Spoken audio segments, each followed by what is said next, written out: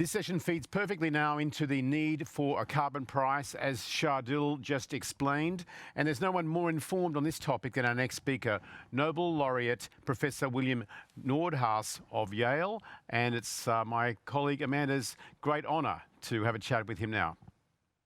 Well, thank you, Colin. And it is indeed my great pleasure to welcome Professor William Nordhaus, who is the Sterling Professor of Economics at Yale University. And Professor Nordhaus won the Nobel Prize in Economics in 2018 for integrating climate change into long-run macroeconomic analysis. And it's worth pointing out that Professor Nordhaus has been working on economic approaches to climate change since the 1970s.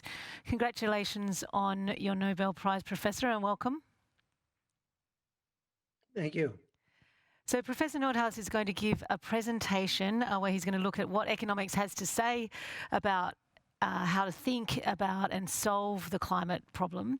And then he's going to have a look at the idea of a climate compact, or the idea of a climate club of international organisations and corporations. And then after his presentation, we will welcome questions from the audience. Over to you, Professor. Thank you very much. It's great to be here, and I'll pick up on some of the themes the last speaker gave as well. If we could just start, I have a few slides for you. If we could have the first one, that would get me started. All right, so today I'd like to mention 3 points, which are on the slides if they're there. First, I want to talk a little bit about say a word about the science, and there has been much progress on the science. The second point is about the need for carbon pricing, and the third is about international coordination. Now, if we go to the next slide, which has a picture on it, this is where I really want to start. I think it's always good to start with a discussion of climate change with some of the science background and where we stand. And this is the only slide I'm going to show you, but what it shows is the growth of carbon dioxide emissions over this period from 1900 to 2019. And you can see that as the blue line. The red is the trend. The trend over that period is 2.6% per year. And if we take the period since 1980, a period of when we've had some attention, particularly recently, on climate issues, the growth actually has hardly slowed. It's slowed for the last since 1980 to 1.9% a year, so down a little tiny bit. But the main point I want to put this up for is to remind us that we are not going to get to anywhere near our climate targets if we go along this path. We need to have that path declining. We need to reach a 2 degrees C target, which is the internationally agreed upon target. That would have to head down at 3 or 4% per year, not up at 3% a year. So that's the background, and it's going to lead to my next couple of points. So what are the insights of economics? If I could go to the next slide. My work has been primarily on the economics of climate change. And what that has involved is what are called integrated assessment models. These put together the climate system, so end-to-end modeling, starting with the economy, going to emissions, going to the climate system, then back through impacts to the economy, and then closing the loop by adding policies and back to the economy. Now, in doing that, we have focused particularly recently on 2 key issues. One is policies to slow climate change, and the other is the international aspects. Now, the first point is the main contribution of economics in this area is, well, it's an obvious one, and that is that unregulated markets have failed, and they failed for one simple reason, which is that CO2 is underpriced. CO2 has a zero price. The price of emissions is zero, and the price is wrong. So that's one of the key issues from an economic point of view. And the most important single step in slowing climate change is to put an appropriate price on carbon dioxide emissions. Now, we have done a lot of modeling here at Yale and other places on what that price should be. And again, in this integrated assessment framework where you're integrating the different parts, and you have certain targets. And we recommend a price, globally average price of about $40 a ton of CO2, and then ramping up pretty sharply over time. I should just mention that we've focused on different mechanisms, and I think there are only two. I'd say this is a conclusion of economics. There are only two possible mechanisms that will reliably get the price of carbon up. And one of them is the one that is used in Europe, which is a cap and trade system. It's also used in other areas. And the second one is a carbon tax, which is a simple tax on emissions of CO2. Now you might ask, where do we stand? So if the target, or one target, maybe not the target, but one target would be $40 a ton, globally averaged, we're nowhere near that. According to the World Bank estimates made last year, the average price of CO2, the average tax or the average price in trading markets is under $2 a ton. So it's basically zero. And if you think of the fact that the price is so low, there's no big surprise that that curve I showed a minute ago is continuing upwards, that it hasn't bent down, because you can't bend it down without more forceful measures. So the second thing, the last point I want to make is one about international negotiations. So much of what I've said is familiar to people in this area. I think most people who've studied this carefully, Mr.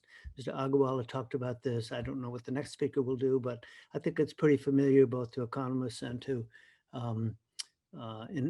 people who've studied the environment, that we need some kind of pricing. It's not the only thing we need. We need to develop new technologies, whether it's nuclear, which was mentioned in the question, or renewables like wind, solar, and so on, or perhaps some new energy sources, along with the batteries and storage systems. So all of that is pretty familiar. But what I'm going to move now is a little more novel and a little more controversial. And the key point I want to make is that the path we've been going down is on a dead end. Our path for international negotiations is not a fruitful one. So the path on our international negotiations go back to the 1990s. They go back to the Framework Treaty on Climate Change, ratified in most countries in 1994. And then there were several meetings and accords since there. There was the Kyoto Protocol in 1997. There's a Copenhagen Accord in 2009, and then the Paris Accord in 2015. And the Paris Accord, which is our current international agreement. It's doing well outside the United States, and of course, currently it's in deep trouble with the Trump administration. But I assume that will be over sooner or later, and we'll get back to business. But it doesn't really matter, because the unfortunate reality is these policies will not be effective in slowing the trajectory of climate anywhere near the internationally target of 2 degrees C. There's been extensive modeling on this issue. We've done some at Yale. It's been done by other modeling groups, been done by national laboratories. It's been done in Europe, Japan, the United States. We don't know where the Paris Accord is going to go exactly, because there's many uncertainties. But the one thing is absolutely clear is the Paris Accord is not strong enough, nowhere near strong enough, to get to the 2 degrees target, or the 1.5 degree, which is another target that has been mentioned. And that's assuming that the Paris Accord is met by the countries who have made their national targets. Now, the problem with the Paris Accord is that along with all the other agreements, going back to the Framework Convention, this is a voluntary agreement. It's an agreement where countries, they may have targets, they may have timetables, they may have emissions, they may have targets, they may have carbon intensity targets, large number of different possibilities, but they're all voluntary. These are agreements with all carrots and no sticks. They don't have much in the way of carrots even, but they definitely have no sticks. And that is the reason they're not having a substantial impact on CO2 emissions. Now, I don't think there's any sign that we're moving beyond this, but what I'd like to talk about in the next couple of minutes is another approach. And the people who've studied treaties and look at successful treaties, not just on the environment, but in other areas, conclude that this is the wrong approach. And we need to have a climate treaty or a set of climate treaties that include both carrots and sticks. And what that means is participation has benefits and non-participation has costs. And one proposal, which I've developed, but others as well, is what I started out calling it a climate club, but I think probably a climate compact is a better term. And the idea here is this is a coalition of nations that commit to take strong steps to reduce emissions, along with mechanisms to penalize countries who do not participate. And the structure would be not unlike other climate treaties or climate agreements in having targets, although I think a better target would be carbon prices or carbon taxes rather than emissions. But it would be different because there would be strong policies, but they would be enforced by tariff agreements or tariff sanctions against non-participants. Just to give you one word about how this would work, you'd have a climate compact. The climate compact would have a floor for countries who participate in the climate compact, maybe $40, maybe $80 a ton of CO2. So this would be a domestic floor on the price of carbon. And then countries that do not participate in the climate compact would have tariff penalties for their imports into the climate compact region. So there's strong incentives for countries to join because of the tariff regime associated with the climate compact. So it's a climate agreement, but it has teeth because it has enforcement. Now, this is a radical new proposal, I realize that, but there's really no other blueprint on the public agenda that holds the promise of promoting strong international action. So bottom line, just to summarize where I think we stand, I think that it's clear that the climate scientists understand climate dynamics. I also think that the economists have made great strides in understanding the economic aspects of climate change. We also have a good grasp of the tools that are needed in terms of how to bend down the curve of carbon emissions. But we are on square zero on international policies. We've been pursuing an ineffective policy regime of voluntary agreements.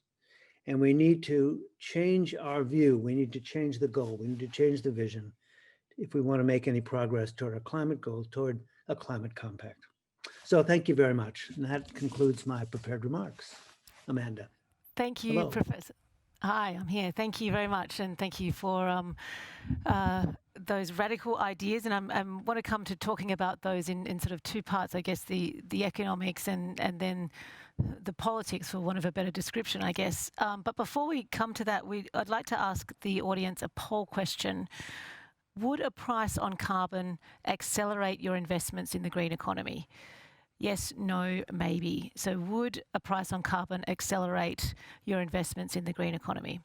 So while the results of that are coming in, Professor, I do want to kind of talk about the audience that we have here today. So you've outlined that economics can be used to present a solution.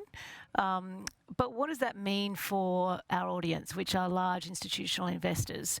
What does it mean for the policies and the organisation and investments and internal workings and allocations of those investors? What would a price on carbon mean for them? Yeah, I think it would. Well, I think this is more a more general question about sustainability and how issues like environment, climate change, and so on fit into their plans. And I would say, so based on my own thinking, I'm just completing a book called The Spirit of Green, which has several chapters on sustainability. I think part of what I would emphasize is what sustainability is about. Sustainability really concerns the harmful societal impacts of companies' actions. Areas like pollution, greenhouse gas emissions, harmful products and processes. And that's really key. I think there's a lot of fuzzy thinking about what sustainability means and what ESG means, but it's really about external effects of companies' activities. And I think it's not so much how to think about carbon pricing, but how to structure your policies in an environment where we do have these spillover effects.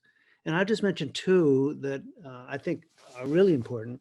One is an obvious one, and this is to avoid short-termism. I think our companies all over the place have problems with short-termism in terms of targets, quarterly targets, so on, in terms of compensation.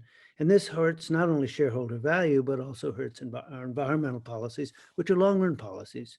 But the other thing, which is right at the intersection of companies and the environment, is what I call the policy of no regrets. And that is, companies can usually reduce what I'll call their externality footprint, whether it's carbon footprint or other footprints, at very, very low cost. It's the nature of the beast with these externalities. And I'll just give you an example. McKinsey, who is many of you know is a very well-known consulting firm, has studied very carefully energy and greenhouse gas emissions, and has found that companies can reduce their emissions between 10 and 30% at essentially no cost. And this is actually the nature of these processes, that when you have an external effect, it's almost always the case that you can make big steps at very, very low cost. You can't reduce them to zero, but you can make substantial steps. So this is what I call a no regrets policy. And I think companies, first thing they should do for their impacts is look at these no regrets policies and see what they can do to improve their external footprint. So we've got a response on the poll, Professor. 69% of asset owners or institutional investors in the audience think that a price on carbon would accelerate their investments in the green economy. So there's some positive action there. We've got a question from one of our audience members, Todd Rupert, who's from the INSEAD Business School Endowment. He says, first of all, Professor, congratulations on your Nobel Prize. Would your idea of a climate coalition with a climate compact also include nuclear energy?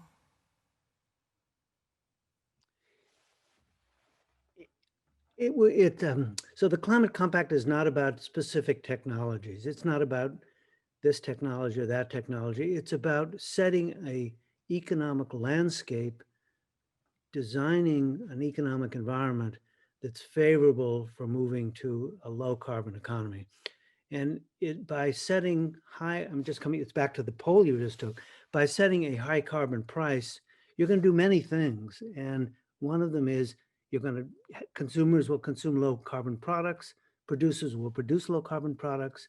But one of the most important things is that inventors and companies who engage in developing new products will have strong incentives to develop low carbon technologies. In the long run, that's what's really going to do it for us. That's what's really going to solve our problem. It's not going to be we're living with today's technologies and we just tweak them a little bit. We have to develop new processes and products and technologies which are inherently much lower carbon. And that's really the role of the carbon price. One of the key roles is to stimulate the kind of innovation that is necessary over the next 20 and 50 years to move to a low carbon economy. So, Professor, I'm interested in obviously this is a great theory, but often the difference between theory and practice is because governments are involved, and you have to convince them that this is a good idea. Are you currently speaking with governments about your idea, and if so, how are they reacting to that? Well, on the climate compact, I primarily talk to my colleagues at universities, research institutes. I talk to students. I don't engage in short-termism. So if you think of the students that I teach today who go to work in companies like the ones in your audience today, they will be there in a few years. Some of them will be in public service. Some of them will be at the OECD. Some will be working for the COP 30 or COP 40. So these ideas are percolating. Now, I just need to say one thing about this. I think these international negotiations are among the most difficult things we do. It's a very demanding job, and it's a very demanding area. History is littered with failed international agreements. Peace, trade, exchange rates, disarmament, taxation, fisheries, whaling. So we have to be patient. We have to realize we've already been through many, many, many climate agreements. And my point is, we see where they are, and people look at them and say, well, yeah, they have not actually made any progress, but maybe they will. But that's what we've been saying for 20 years now. So I'm not going to, these things take time. I'm a patient man. I've been working on this for many years. But the point is that there really is there's no alternative. There's no alternative way that you can gather countries together, because voluntary agreements are ones that will put countries in a position where they will, when I say they will talk loud and carry no stick at all. It's sort of the obvious of Teddy Roosevelt, talk softly and carry a big stick. Well, we're talking loudly and we're carrying no stick at all. And that's the nature of international agreements and climate change today. So, Professor, coming back to the audience, and mentioned that they're large institutional investors. If everyone listening today committed to a net zero portfolio by 2030, would that have a significant impact and move the dial a little bit, at least in terms of what we're trying to solve here with the climate crisis? Well, I would say if you're, I mean, we've dealt with that at Yale. We have a large endowment at Yale, and we have thought a lot about how our managers and how our endowment should deal with this. And my conclusion is actually that's fine, but actually that's not what's necessary. What's necessary is the primary thing we in the private sector need to do is to get our governments involved. This is a collective action problem. This is not one that you and I and all the companies you have in your audience can solve by themselves. Particularly if they're financial firms, they're not actually producing electricity, they're not burning coal, they're a pretty low carbon industry. But what we really need to do is we need to convince our governments, we need to become involved, and the governments are the one who need to set the environment. The governments are the only one that can raise the price of carbon. They're the only ones that can form a carbon compact. So I think it's fine. As I said, we can do a lot on our own with these no regrets activities, very, very low cost activities. They can reduce our emissions by 10 or 20 or maybe even 30%, but they're not going to get to zero. There's just no way we can do it without a landscape with a very high carbon price and coordination among governments. There's a question here from Patrick Chu, who works at Hester, which is an Australian super fund with $40 billion under management. He asks, will the carbon price be borne by those less able to afford it initially? And how can this be managed to increase take-up? Well, that's a really interesting and important question.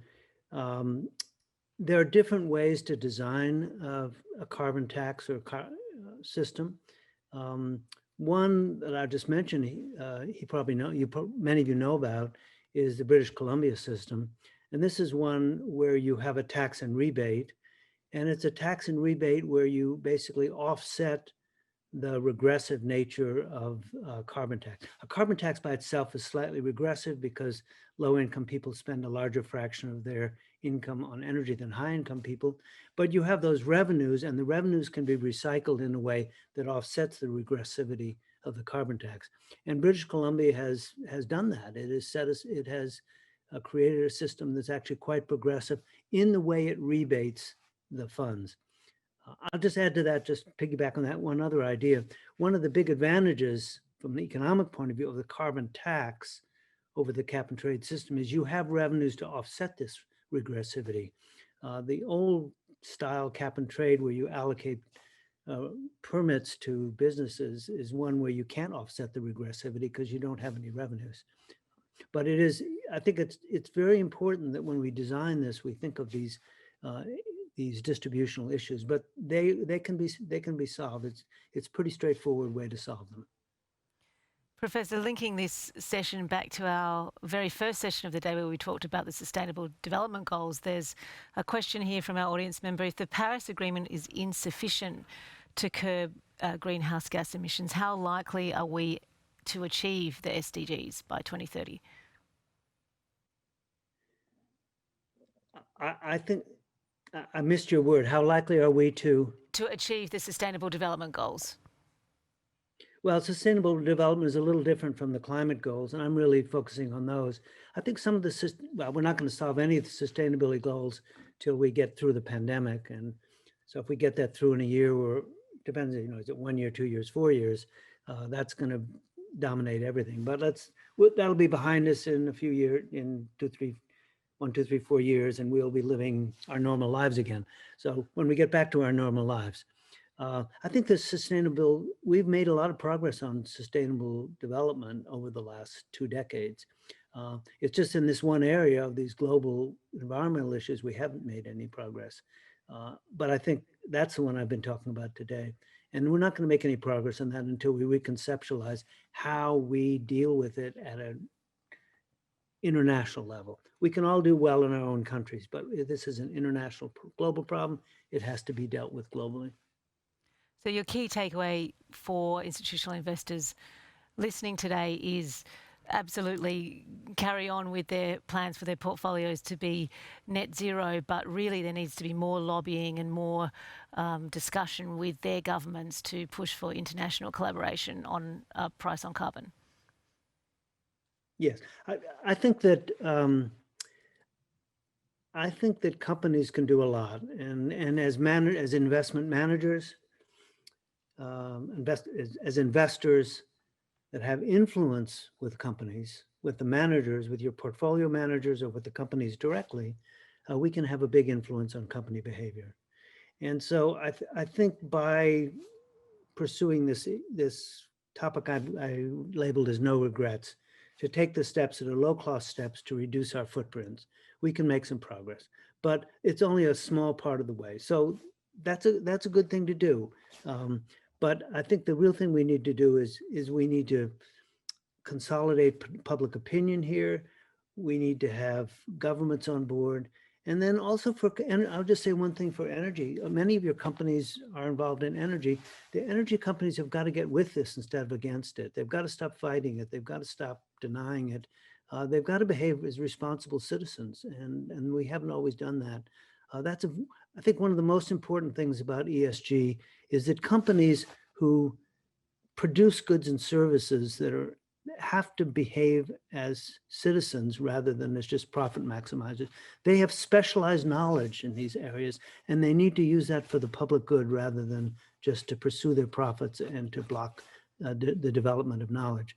So those 3 things, I would say: the no regrets, the working with the public, and also for companies in this areas to behave as responsible citizens. Those are key things for going forward. Well, Professor, it's been an absolute pleasure having you on the program today. Thank you so much for dialing in from Connecticut, and congratulations again on your Nobel Prize. And you're certainly in there for the long term, and you're teaching us all a lesson on patience. And thank you very much for joining us. Thanks, Amanda. It's very nice to talk to you and to your audience, and have a good meeting.